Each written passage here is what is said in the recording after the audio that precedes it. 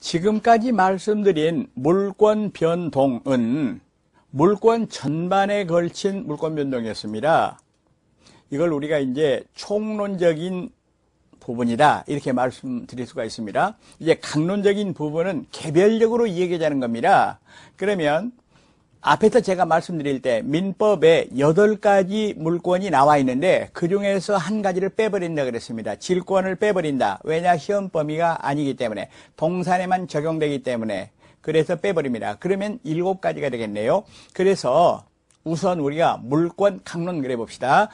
7가지를 말씀드리는데 순서대로 점유권, 소유권, 지상권, 지역권, 전세권, 그리고 유치권, 저당권을 차례로 말씀드리되 이번 강좌는 점유권 첫 번째 강좌가 되겠습니다. 제55강입니다. 예고 말씀대로 점유권 시작하겠습니다. 먼저 점유라는 말이 어려운 말인데요. 점유는 물건을 사실상으로 지배하는 상태를 점유라고 얘기를 합니다. 그러면 여기서 물건을 사실상 지배한다 했기 때문에 소유자가 점유자일 때가 있습니다. 지금 내가 입고 있는 옷, 그리고 내가 타고 온 자동차를 회사 주차장에 파킹해 놓고 올라와서 강의를 합니다. 이랬을 때 그 자동차도 내가 점유하는 겁니다. 내가 권리자로서, 소유자로서. 그런데 예를 들어서 갑은 남의 아파트를 빌려서 거기서 살고 있다면은 소유자 아니지만은 임차권자로서 점유를 하는 겁니다. 그리고 더 나가서 지상권자도 점유를 합니다. 그런데 어떤 사람은 예컨대 을은 남의 물건을 도둑질해 가지고 남의 카메라를 도둑질해 가지고 목에 걸고 차고 다니면서 목에 걸고 차고 다니는 게 점유 상태입니다. 그러면서 자기 것처럼 경치를 촬영하고 사용을 합니다. 그 사람도 점유자입니다. 그럼 여기서 사실상 점유라는 거는 정당한 권리가 있건 없든 따지지 않고 사실상으로 지배한다 라는 얘기가 되겠습니다. 그럼 거기는 두 가지가 있네요.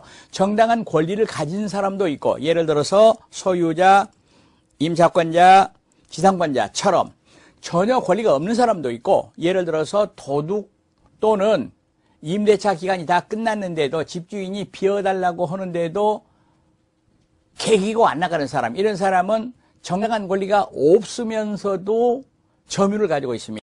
여기서 제가 자꾸 정당한 권리 그랬는데요. 물권의 종류 분류할 때는 이 정당한 권리를 본권 그렇게 말합니다.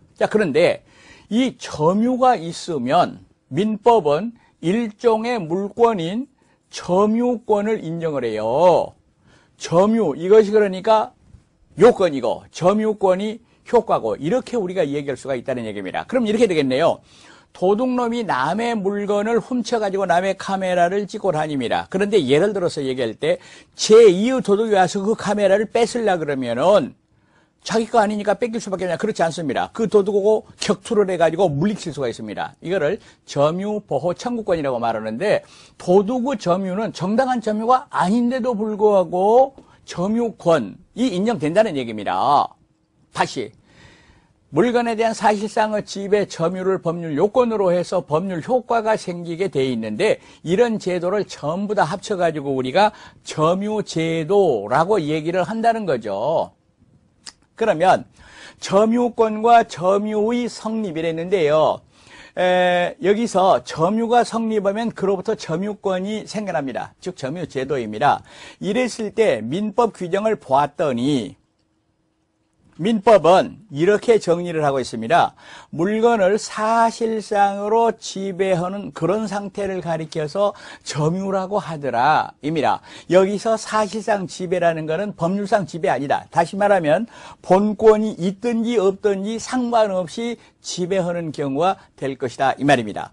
그러나 여기서 사실상의 지배는 어느 정도의 계속성이 있어야 돼요. 계속성. 흔히 우리가 이렇게 말하죠. 공원에 가서 오후에 벤치에 앉아 있다. 그러면 벤치에 앉은 사람이 그 벤치의 점유자라고 볼 수 있는가? 그렇지 않다. 이런 얘기죠. 그런데 사실상의 지배, 이게 어느 정도 계속성 있는가에 대하여 뭐 우리가 더 들어갈 필요는 없습니다만은 판례 하나를 우리가 얘기할 필요가 있습니다. 타인의 토지 위에 건물을 소유한 자는 그 토지의 점유자이다.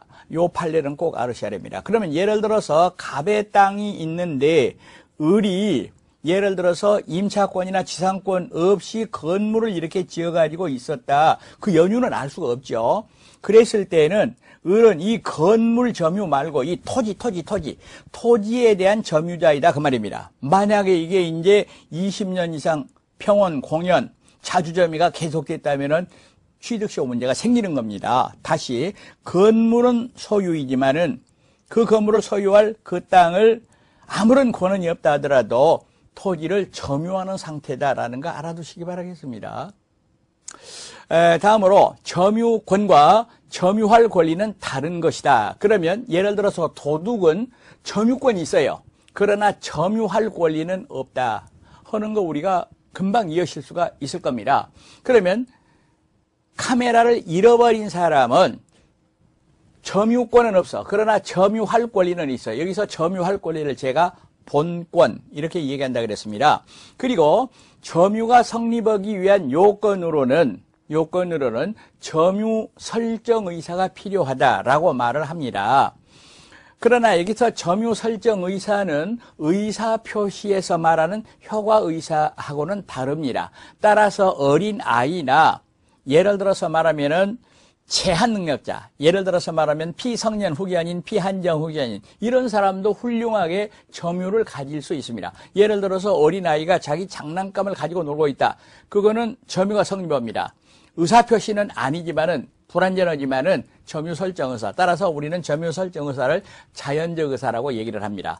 여러분, 사실상의 집에 이 판례 하나를 찍어두고 여기에 너무 깊이 들어갈 필요는 없다 할 것입니다. 다음으로 점유관념화라는 게 있습니다. 그러면 이게 무슨 얘기인 거니까 물건을 사실상으로 지배하는 사람은 소유자든 임차인이든 더 나아가서 도둑이든 모두가 다 점유자인데 사실상의 지배가 있으면서도 점유자 아닌 경우가 있고 사실상의 지배가 없으면서도 점유인 경우가 있습니다. 그러니까 점유가 관념화됐다 이거를 말합니다. 그럼 먼저 실력 행사는 있으나 점유가 인정되지 않는 경우가 있습니다. 이걸 가리켜서 우리는 점유자라고 말하지 않고 점유 보조자라고 얘기를 합니다. 간단하게 한번 그림을 그려보겠습니다. 여기에 어떤 주인이 있습니다. 안방 마님이 있습니다. 그런데 여기에 예를 들어서 운전기사가 있다 그럽시다. 운전기사. 부잣집인가 봐요. 그러면 여기서 자동차를 말이죠. 실질적으로 운전하고 또 세차하고 이런 거는 운전기사가 합니다. 그러나 잘 들으세요. 이때 점유자는 갑뿐이고 운전기사는 점유자가 아닙니다. 그럼 이 사람을 뭐라고 부르느냐? 점유보조자라고 부릅니다. 그러면 이거를 일반 명제로 얘기를 해보면 민법 규정 그대로 얘기를 해보면은 타인의 지시를 받아서 물건을 사실상으로 지배하고 있는 자가 있을 때에는 그 타인만, 이 타인은 갑을 말합니다. 타인만 점유자라고 말을 합니다. 그러면 운전기사는 원칙적으로 점유자가 아니기 때문에, 점유가 없기 때문에 점유권이 인정되지 않습니다. 점유자가 아니라 그 말은 점유권이 없다는 얘기입니다. 그런데 확실하게 해둘 것이 하나가 있어요. 자력 부재권은 인정이 되더라 입니다. 즉 운전기사가 점유자가 아니라 하더라도 다른 사람이 와서 도둑질을 해가려고 그런다, 차를 부시려고 그런다 이랬을 때는 격투를 한다, 자력 부재할 수 있다 그 말입니다. 그런데 여기서 법인의 기관의 직무상 점유는 점유 보조자가 아니다. 다시 말하면 점유다 그 말입니다. 여기서 법인의 기관이란 말은 이사, 감사 그런 사람이 되겠습니다. 그러니까 주인 일을 하고 있는 운전기사하고 회사의 이사는 다른 입장이다 이렇게 보시겠습니다. 다음으로 실력 행사는 없으나 점유가 인정되는 경우 첫 번째가 간접점유라는 게 있습니다. 간접점유. 그리고 여기서 간접점유를 일어나게 하는 관계를 점유 매개관계라고 얘기를 합니다. 예를 들어서 갑이 을한테 아파트를 세내줬어요. 이랬을 때는 실제로 살고 있는 사람은 을, 아파트 소유자는 갑인데 잘 들으세요. 이 을을 직접 점유자 이렇게 말하는데 갑을 간접 점유자 이렇게 말하는데 아까와 달라서 이거는 갑도 점유자, 을도 점유자라는 거 확실하게 두셔야 됩니다. 이때 갑을 간접 점유, 을을 직접 점유 이렇게 얘기를 합니다. 그리고 갑을 간의 관계를 점유 매개 관계라고 얘기를 합니다. 여기서 점유 매개 관계는 중첩적 두 개가 성립할 수도 있어요. 을이 갑의 동의를 얻어가지고 병한테 빌려줬을 때는 이것도 점유 매개, 이것도 점유 매개가 된다 이 말입니다. 간접 점유. 그러면 여기서 의미가 있는 것은 갑은 실질적으로는 그 집에 살지도 않으면서 점유자가 됐다 그 말입니다. 이랬을 때 중요한 것은 직접 점유자는 간접 점유자에게 점유 보호 청구권이 있다는 얘기입니다. 다시 말하면 갑이 을에게 내주고 나서 다시 자기가 그거를 사용하려고 문 열고 들어온다. 안 된다 이 말입니다. 점유 보호 나가 이렇게 말할 수 있다 이 말입니다.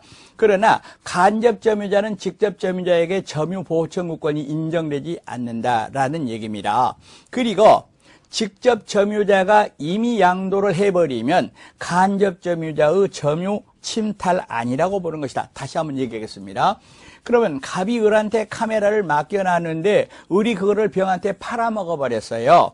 이랬을 때는 을의 점유가 상실되고 갑의 점유가 상실됐지만은 침탈이란 말은 갑의 의사에 반하여 점유자의 의사에 반하여 점유 뺏긴 거를 점유 침탈이라고 말합니다. 이거는 점유 보호 청구권 얘기할 때 다시 말씀드릴 텐데요. 그러면 이렇게 되겠네요. 을이 병한테 팔았단 말은 을의 의사에 의해서 그러나 갑의 의사에 의하지 않고 병에게 점유가 넘어갔다 했을 때는 점유 상실이지만은 침탈은 아니다. 빼앗긴 건 아니다 그 말입니다. 확실하게 보시기 바라겠습니다. 그리고 상속에 의해서 점유가 승계되는 겁니다. 예를 들어서 아들이 미국 유학을 하고 있었어요. 고국에 있는 아버지가 돌아가셨어요. 아버지가 서재에 있는 책, 카메라, 컴퓨터 여러 가지를 놔두고 돌아가셨습니다. 점유하다가 이랬을 때 아들이 아직 미국에서 안 왔습니다. 한 13시간 걸립니다. 그렇더라도 아들은 그 아버지가 놔두고 죽은 외아들이었습니다. 죽은 그 물건의 점유자가 되겠습니다. 만약에 그거를 절취했다, 훔쳐갔다 했을 때는 절도 죄도 될 것이고 점유 침탈이 되는 겁니다. 점유자가 되겠습니다. 왜? 실력 행사는 없으나 아직 미국에 있지만 그 말입니다. 점유자로서 인정된다 이 말.